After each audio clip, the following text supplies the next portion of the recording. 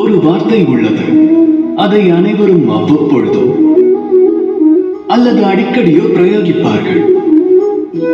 சுயநலம். அந்த நபர் சுயநலவாதி, சுயநல எண்ணத்தால் பல தவறிழைத்தார் என பல உதாரணம் கூறுவார்கள். இந்த அகிலம் சுயநலத்தை பாவம் எனும் கோணத்தில் காண்கிறது. உண்மையில் சுயம் என்பது தவறுதானா? இல்லை. சுயம் என்பதை சுயமாகிறது, அதுவே தனது என்ற பொருளை தருகிறது. உலகில் எந்த ஒரு காரியமும் சுயம் என்ற பொருளை கொண்டால், தன் நலன் மட்டுமே நோக்கம் என்றிருந்தால் அது சுயநலமாகும். அவரவரின் தன்னலமான இந்த சுயநலம் என்னவென்று காணலாம். தம்முடைய சுயநலத்தில் தாம் மட்டும் அடங்கியிருந்தால் அது சுயநலமாகும்.